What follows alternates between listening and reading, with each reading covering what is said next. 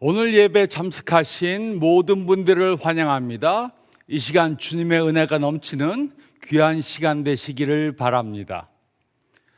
저는 분명히 믿습니다.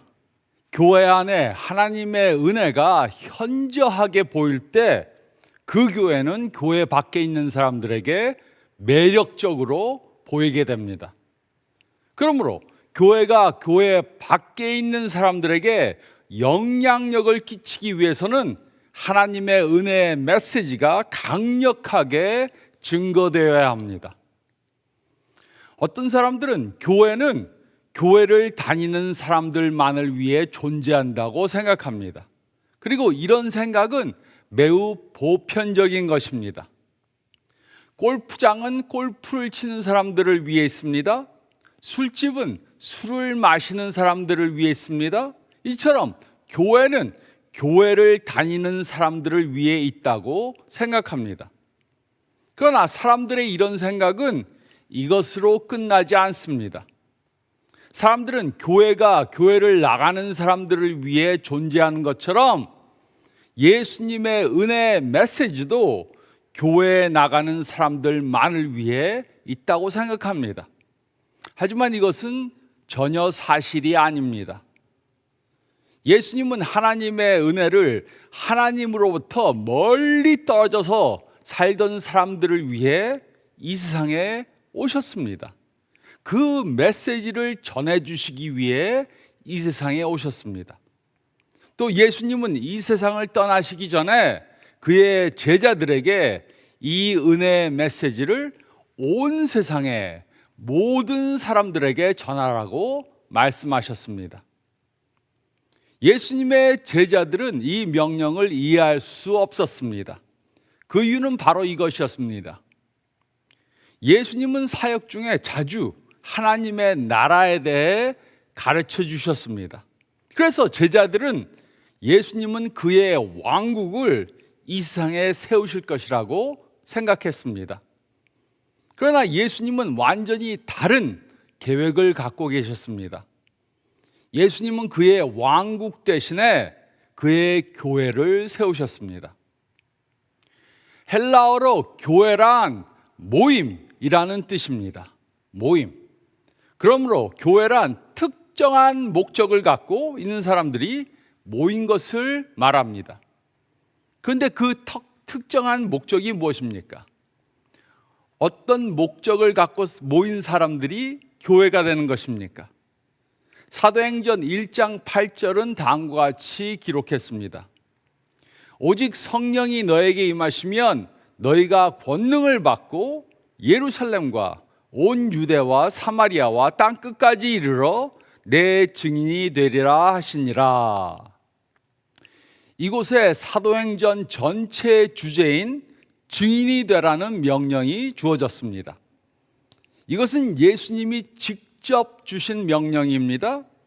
이것은 예수님이 승천하시기 직전에 하신 마지막 말씀이자 최종적인 명령입니다. 이 사명은 모든 그리스도인들에게 주어졌습니다. 그리고 이 사명을 이루기 위해서는 성령의 능력이 필요합니다. 그리고 예수님의 제자들은 예루살렘에서 시작해서 온 유대와 사마리아와 땅끝까지 나가서 예수님의 복음을 전해야 했습니다.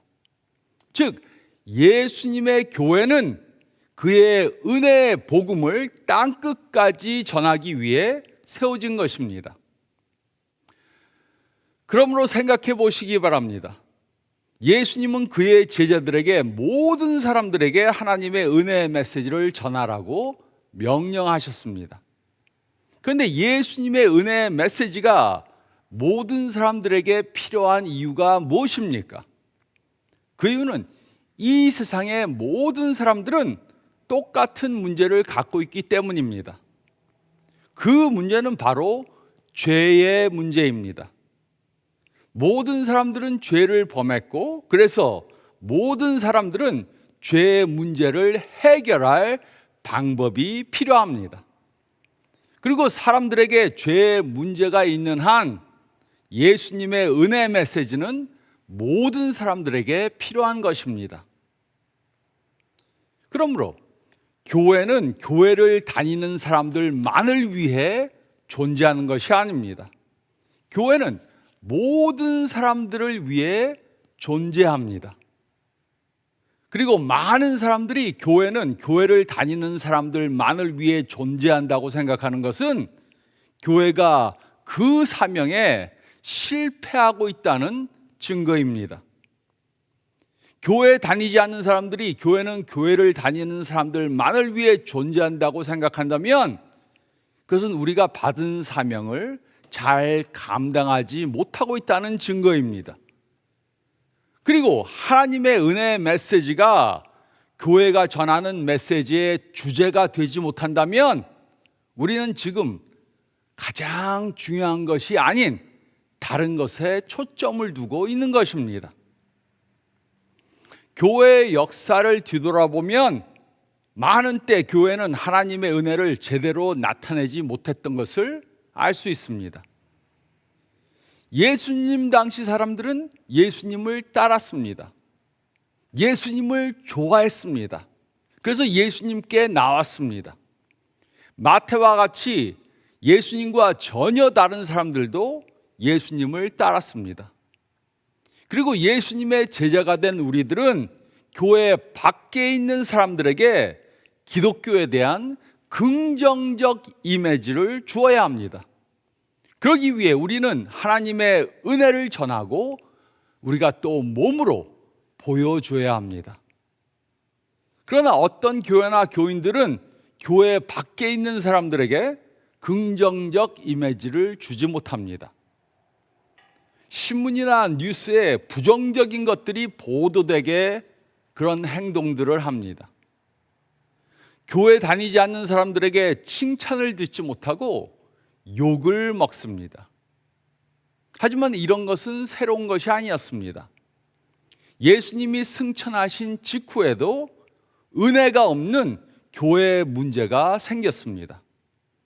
그래서 사도행전 15장 말씀은 우리들에게 하나님의 은혜를 강조하기 위해 우리들이 하나님의 은혜를 강조하는 그러한 예수님의 제자들이 되기 위해 해야 할 세 가지를 가르쳐 주었습니다.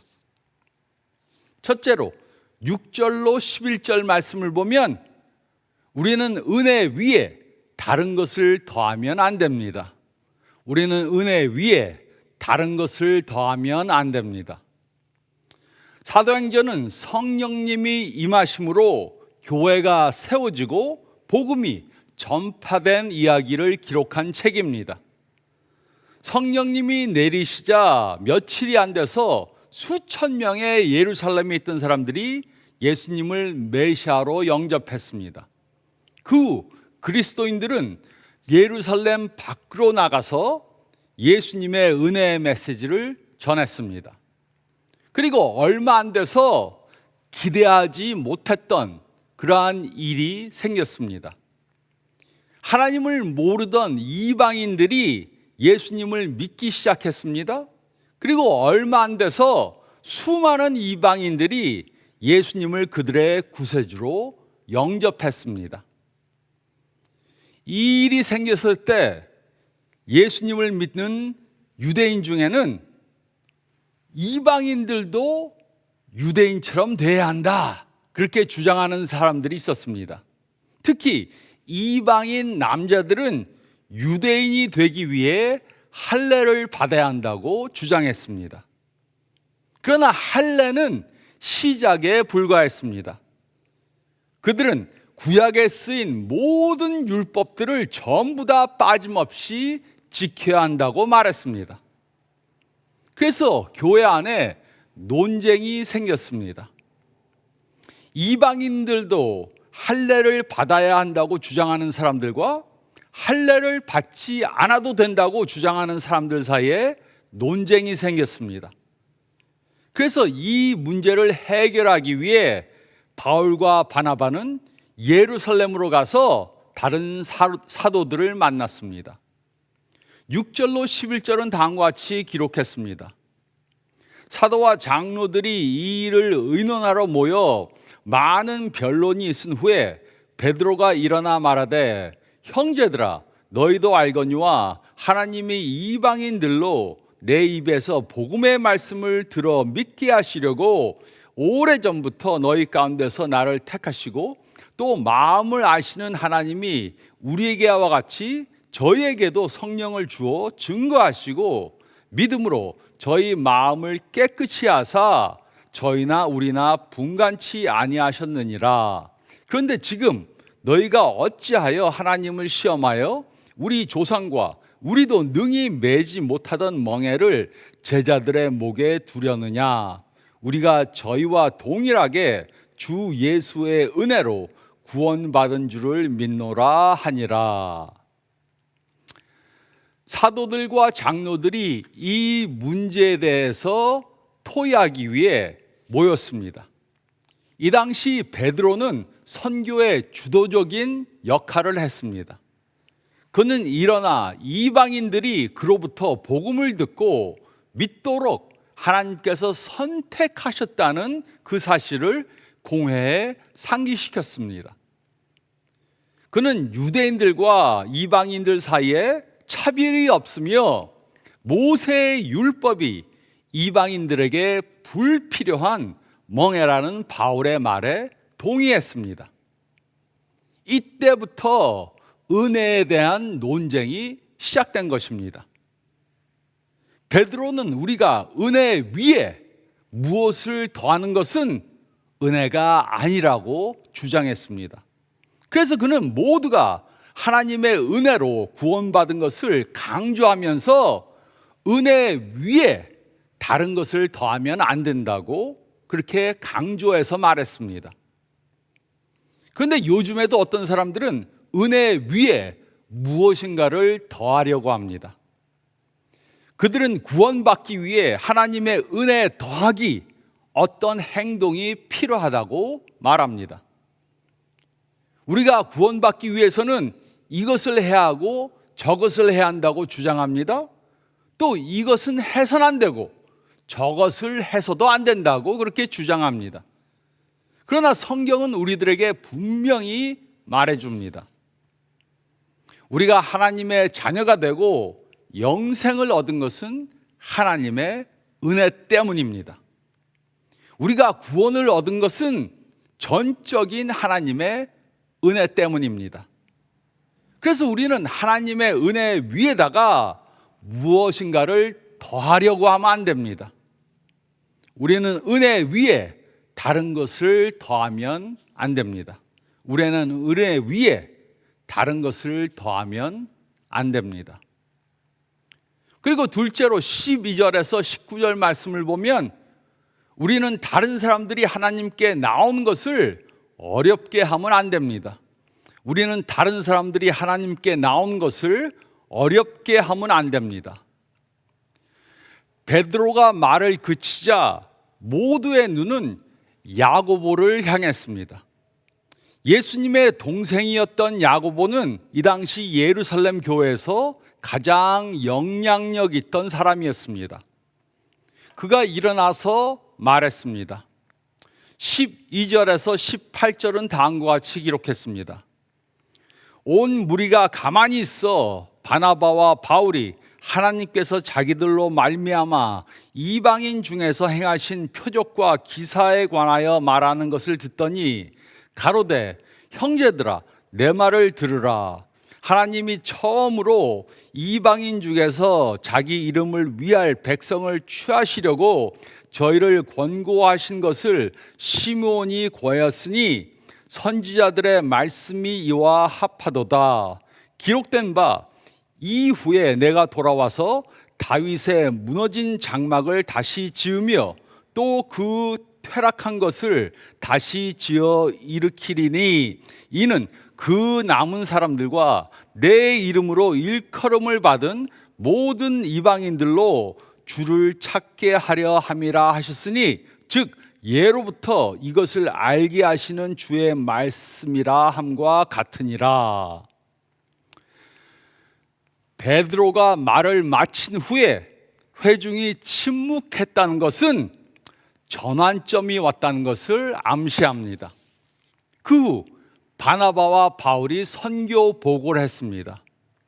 이들이 한 보고는 자신들이 얼마나 성공적으로 선교를 했는가 그것을 전한 것이 아니고 하나님이 행하신 놀라운 역사에 대해서 증언한 것입니다. 즉 그들은 하나님께서 그의 역사를 통해 그의 뜻을 나타내셨다는 것을 보고한 것입니다. 이때 예수님의 동생 야고보는 예루살렘 회의를 주관했습니다. 그는 이 모든 된 일들이 선지자의 예언과 같다고 말했습니다. 그는 이사야와 아모스 선지자의 예언을 언급하면서 하나님께서 다윗의 무너진 장막을 다시 지으시고 또 그 퇴락한 것을 다시 일으키실 것이라고 예언한 것에 대해 말했습니다. 그리고 다윗의 무너진 장막이 재건될 그날에 유대인들 중에 남은 사람들과 그의 이름으로 일컬음을 받는 모든 이방인들이 있을 것이라고 말했습니다. 즉 야고보는 마지막 때에 하나님의 백성이 두 그룹으로 구성될 것이라고 말했습니다. 한 그룹은 유대인들이고 다른 그룹은 이방인들이었습니다. 이방인들이 메시아의 축복을 함께 나누겠지만 꼭 유대교 개종자들이 되는 것이 아니고 이방인들은 이방인으로 남아서 예수님을 따르는 그룹이 될 것이라고 말했습니다. 그러므로 야고보는 아모스 선지자의 메시지가 베드로의 증언을 통해 확증됐다고 말했습니다. 그는 구약에 쓰인 말씀을 인용해서 이방인들이 하나님께 나오는 것이 성경에 기록되어 있는 것이라고 말했습니다. 그리고 그는 계속해서 말했습니다. 19절은 다음과 같이 기록했습니다. 그러므로 내 의견에는 이방인 중에서 하나님께로 돌아오는 자들을 괴롭게 하지 말고, 최초의 교회 회의에서 야고보는 하나님의 말씀에 명시된 것을 따라야 한다고 말했습니다. 그리고 그는 이방인들도 하나님께 돌아오게 해야 한다고 말했습니다. 그는 유대인들은 이방인들에게 선교하는 것을 방해하는 어떤 입장도 취해서는 안 된다고 말했습니다. 결론적으로 그는 예루살렘 신자들은 이방인 선교를 방해하는 어떤 방해물들이라도 제거하고 바울의 사역이 더 활발하게 진행되도록 자유로이 둘 것을 권고했습니다. 이방인 선교를 막는 그러한 장벽을 없애야 한다고 말했습니다. 저는 이 말씀을 엄청 좋아합니다. 이곳에 괴롭게 한다는 말은 어렵게 한다는 뜻입니다. 처음부터 교회는 하나님을 모르는 사람들이 하나님께 나오는 것을 어렵게 만들려고 했습니다. 사람들은 은혜 위에 다른 것을 더하려고 했습니다. 그들은 은혜를 가만두지 못했습니다. 사람들은 은혜만으로는 부족하다고 생각했습니다. 그래서 율법주의자들은 항상 은혜를 복잡하게 만들려고 합니다. 그러나 예수님은 우리들이 하나님께 나온 것을 쉽게 하시기 위해 이 세상에 오셨습니다. 그러므로 우리는 하나님께 나오려고 하는 사람들을 어렵게 해서는 안 됩니다. 베드로와 야고보는 하나님의 은혜의 메시지를 복잡하게 만들려고 하는 것을 막았습니다. 그들은 복음의 단순함을 복잡하게 하지 말라고 말했습니다. 그러므로 우리도 교회 밖에 있는 사람들이 하나님께 나온 것을 어렵게 하면 안 됩니다. 그런데도 많은 사람들이 이렇게 말합니다.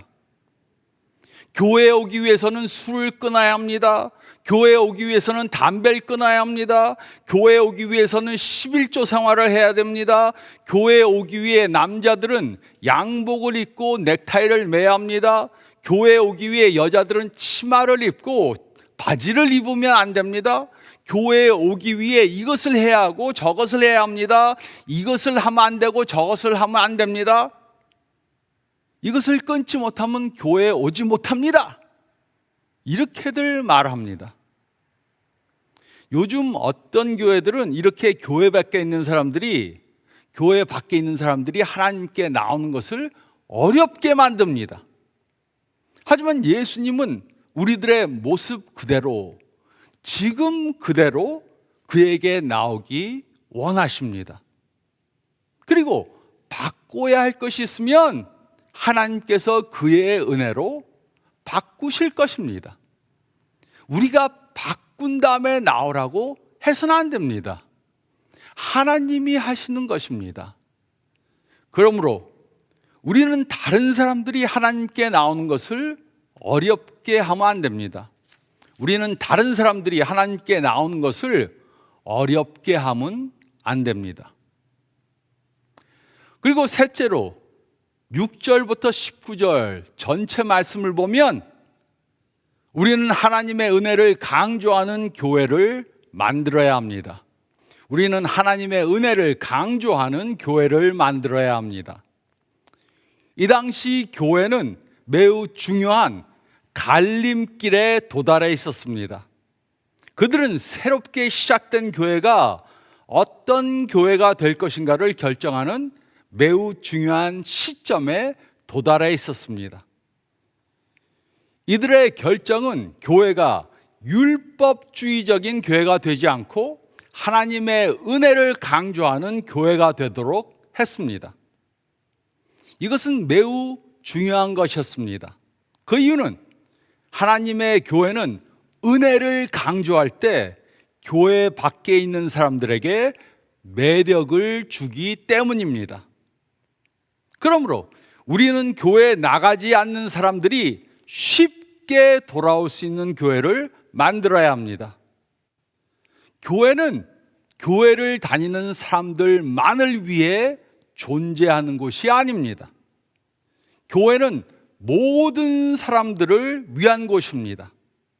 우리는 예수님을 모르는 사람들도 쉽게 나올 수 있는 교회를 만들어야 합니다. 2019년 외교부 통계를 따르면 시카고를 포함하는 일리노이 주의 재외 국민, 즉 영주권자, 유학생 등 체류자들은 한 2만 5천 명이 되고 외국 국적 동포들, 즉 시민권자들은 7만 8천 명이라고 그렇게 말했습니다. 그러므로 시카고 근교에 한국계 사람들이 약 10만 명이 살고 있습니다. 그러나 그중 약 2만 명가량만 주일에 교회에 출석하고 있습니다. 지금 시카고에는 약 170개의 한인 교회들이 있습니다. 그러나 이 교회들 중 대부분은 이미 교회에 나가고 있는 사람들을 위해 존재합니다. 물론 교회는 교회를 나가는 성도들을 위해서도 존재합니다. 교인들이 갈 수 있는 좋은 교회들이 많은 것은 좋은 것입니다. 그러나 아직 예수님을 모르는 사람들이 쉽게 올 수 있고 또 교회를 떠났던 사람들이 쉽게 올 수 있는, 그들을 영접할 수 있는 교회를 만드는 것도 매우 중요합니다. 그런 교회들도 많이 있어야 합니다. 교회가 오래되다 보면 교회는 이미 예수님을 믿는 사람들만을 존재하기 쉽습니다. 그런 교회들이 되기가 쉽습니다. 그리고 많은 교회들이 예수님을 아직 모르는 사람들이 오기에 너무나 힘든 곳이 되어버렸습니다. 많은 교회들이 예수님의 지상명령에 대해 설교를 하고 찬양을 하고 기도를 합니다. 그러나 많은 교회들이 예수님을 모르는 사람들이 방문하기에 너무 힘든 곳이 되어버렸습니다. 교회 안에는 교회 문화가 있고 교인들만이 사용하는 단어가 있고 형식이 있습니다. 예배 때만 보아도 앉았다가 일어났다가 해야 하고 외워서 해야 하는 부분들도 많고 너무 복잡해서 교회 예배에 익숙하지 않은 사람들은 따라서 할 수가 없습니다. 그러나 교회는 교인들만을 위해 존재하는 곳이 되어서는 안 됩니다. 또 많은 교회들이 은혜가 없는 곳이 되어버렸습니다. 우리는 교회 안에서 나 같은 죄인 살리신 그 은혜 놀랍다고 찬양합니다. 그러나 우리들은 하나님의 은혜를 경험하고 나서도 서로를 은혜로 대해주지 못합니다. 하나님의 은혜에 대해 설교를 하고 듣는 것과 하나님의 은혜로 살아가는 공동체를 만들어가는 것은 완전히 다른 것입니다. 하나님께서 가장 기뻐하시는 것은 한 명의 죄인이 하나님의 은혜를 경험하고 구원을 받는 것입니다. 교회는 이 세상 사람들에게 하나님의 은혜를 전하고 보여주고 실천하는 도구가 되어야 합니다. 우리는 하나님의 은혜를 맡은 청지기들입니다. 우리는 우리의 가족들, 이웃들, 친구들, 직장 동료들에게 하나님의 은혜를 보여줘야 합니다. 이것이 우리들의 사명입니다. 이것이 우리들의 책임입니다. 이것이 우리가 감당해야 하는 일인 것입니다. 그 이유가 무엇입니까? 왜 우리의 모든 사역들이 하나님의 은혜를 보여주는 것이 되어야 합니까? 그것은 모든 사람들에게 하나님의 은혜가 필요하기 때문입니다. 모든 사람들이 하나님의 사랑을, 은혜를 경험하고 용서함을 경험해야 합니다. 예수님의 은혜만이 그들에게 참 소망을 줄 수 있고 예수님의 은혜만이 그들을 변화시킬 수 있습니다. 그래서 우리는 하나님의 은혜를 강조하는 교회를 만들어야 합니다. 우리는 하나님의 은혜를 강조하는 교회를 만들어야 합니다. 우리는 하나님의 은혜를 위탁받은 청지기들입니다. 이 은혜는 에덴 동산에서 죄를 지은 인간들에게 나타났습니다. 이 은혜는 아브라함이 경험했던 것입니다. 이 은혜는 유다가 선택을 받았을 때 보여졌습니다. 이 은혜는 하나님의 율법이 주어졌을 때 보여졌습니다. 이 은혜는 다윗이 용서함을 받고 보존되었을 때 보여졌습니다. 이 은혜는 마태가 예수님을 통해 직접 보고 경험한 것입니다. 이 은혜는 예수님께서 우리들의 죄를 위해 십자가에서 달려 돌아가셨을 때 주어진 것입니다. 그리고 우리는 이 은혜를 수도 없이 경험했습니다. 그러므로 우리는 예수님의 동생 야고보가 한 말을 기억해야 합니다. 그 말을 듣고 따라야 합니다. 우리는 다른 사람들이 하나님께 나온 것을 어렵게 만들어서는 안 됩니다. 그 이유가 무엇입니까? 그것은 하나님의 은혜는 우리들만을 위한 것이 아니기 때문입니다. 하나님의 은혜는 모든 사람들에게 필요한 것입니다. 이 은혜는 모든 사람들에게 주어져야 하는 것입니다. 그리고 우리는 이 은혜를 보여주고 다른 사람들로 하나님의 은혜를 경험하도록 이끌어주는 그런 사람들이 되어야 합니다.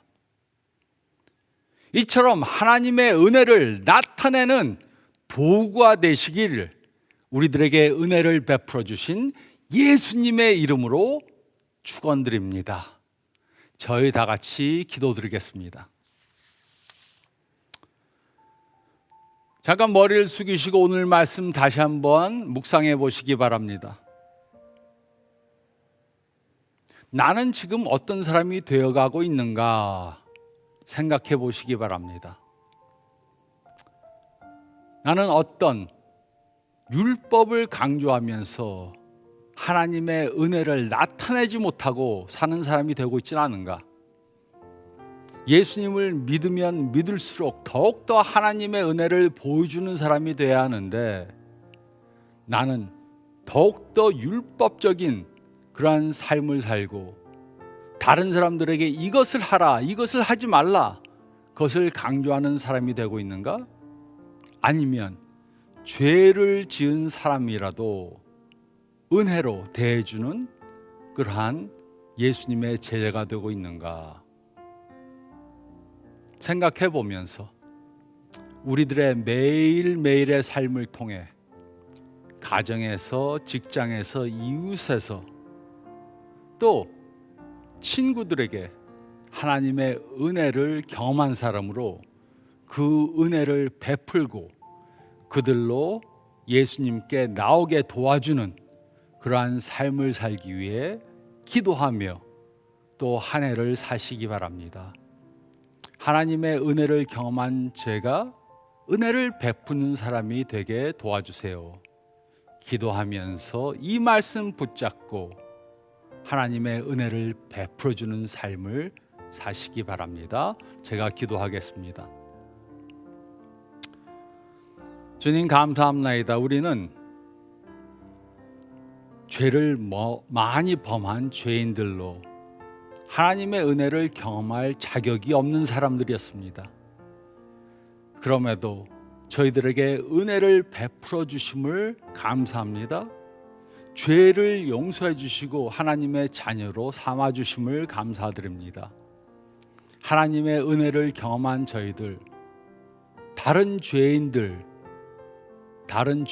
보고 정죄하는 그러한 어리석은 사람들이 되지 않도록 도와주시고 아무리 죄인들이라도 우리가 예수님을 통해 받은 그 은혜를 생각하며 그들을 용서해주고 또 그들이 예수님을 만나게 도와주는 은혜를 베푸는 사람들이 되게 도와주시옵소서. 요즘 교회 밖에 있는 많은 사람들이 교회에 있는 사람들을 욕하고 참 그들의 위선적인 행동을 지적하고 그리스도인들이 세상 사람들에게 칭찬을 듣지 못하는 그런 세상이 되고 있는 것을 봅니다. 다른 사람들은 저희가 어떻게 할 수 없지만 우리들이 먼저 하나님의 은혜를 보여주고 베푸는 삶을 삶으로 예수님을 모르는 사람들을 예수님께 이끄는 그러한 도구들이 되게 도와주시고 저희를 사용해 주시옵소서. 간절히 바라올 때 이 모든 말씀 우리 주님 예수 그리스도의 이름 받들어 간절히 기도드리옵나이다. 아멘. 이렇게 하나님의 은혜를 베푸는 저희 모두가 되시기 바랍니다. 이런 한 주간 되시기 바랍니다.